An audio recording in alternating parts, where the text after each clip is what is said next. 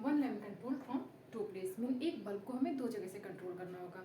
ऐसा अक्सर वहाँ पे किया जाता है जब जैसे नॉर्मल वायरिंग में ये सीढ़ियों वगैरह पे यूज़ किया जाता है, या कॉरिडोर वगैरह में। कॉरिडोर में तो और भी बल्ब लगे हुए थे, जैसे यहाँ पे दो बल्ब लगे हुए हैं तो वहाँ पे कई सारे बल्ब होते हैं जिनको हम कनेक्ट करते हैं। बट यहाँ पे ये जो है ये मेनली सीढ़ियों वगैरह पे यूज़ किया जाता है। नीचे से जब हम चढ़ते जाते हैं ऊपर तो स्विच ऑन करते जाते हैं और ऊपर पहुँचने के बाद हम स्विच को ऑफ कर देते हैं। तो ये डायग्राम है one lamp control from two place.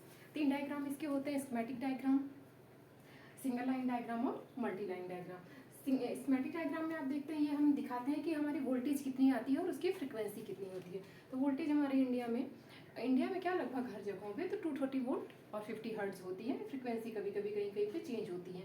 तो यहाँ पे दिखाया गया है 2 स्विचेस का बिकॉज यूज़ किया गया है इस डायग्राम में। तो S1 S2 आप लिख सकते हैं इसे, S1 और S2, स्विच नंबर 1 और स्विच नंबर 2। और ये साइन होता है बल्ब का, मीन यहाँ पे एक लैंप लगा हुआ है। आते हैं हम schematic diagram, single line diagram में। सिंगल लाइन डायग्राम में ये दिखाया गया है स्विचेस लगे हुए हैं विथ बोर्ड। ये डायग्राम, ये सिंबल जो है ये बल्ब का लगा हुआ है और ये सारे जो है ये वायर दिखाया गया। बट इसमें एक प्रोसेस और होती है जिसमें हम नंबर ऑफ वायर्स लिखते हैं, जिसको आप मल्टी लाइन डायग्राम से समझ सकते हैं। मल्टी लाइन डायग्राम में स्विच, यहाँ पे सबसे पहले आपको ये जानना होगा कि जब 2 स्विच का यूज़ किया जा रहा है तो इसमें स्विच यूज़ कौन से किए जाते हैं।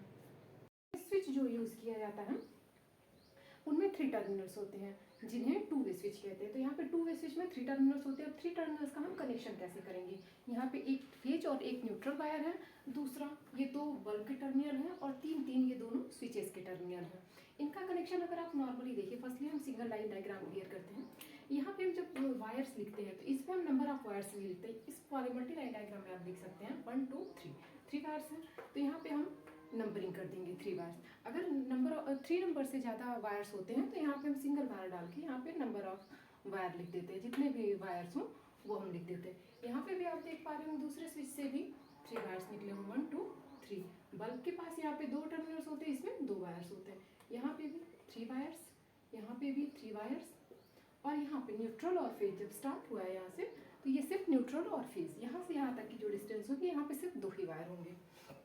आइए देखते हैं हम multi line diagram. Multi line diagram में आप इन शॉर्टली ऐसे समझने की कोशिश करिए। ये 3 टर्मिनल्स हो गए फर्स्ट स्विच के और ये 3 टर्मिनल्स हो गए सेकेंड स्विच के। ये न्यूट्रल और फेज, ये बल्ब के 2 टर्मिनल। इसको हम डायरेक्टली इसके दोनों पॉइंट को हम एक दूसरे से कनेक्ट कर देते हैं। अभी बचे हुए इसके एक पॉइंट जो मिड पॉइंट होता है इसका, इसको हम ले जाके फेज से कनेक्ट कर देते हैं और इसका न्यूट्रल वाला जो पॉइंट होता है इसको हम डायरेक्टली ले जाके बल्ब से कनेक्ट कर देते हैं।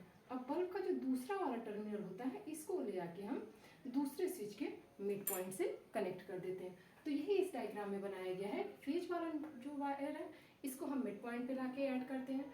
इसका फर्स्ट पॉइंट जो है फर्स्ट वाले स्विच का सेकंड वाले स्विच के फर्स्ट पॉइंट से ले जाके ऐड करते हैं। इसका सेकंड वाला टर्मिनल जो होता है दूसरे स्विच के सेकंड टर्मिनल से ऐड करते हैं और इसका मिड पॉइंट वाला जो टर्मिनल होता है इसको ले आके हम बल्ब से कनेक्ट करते हैं और न्यूट्रल का जो मिड पॉइंट होता है इसे भी हम ले आके बल्ब में कनेक्ट करते हैं।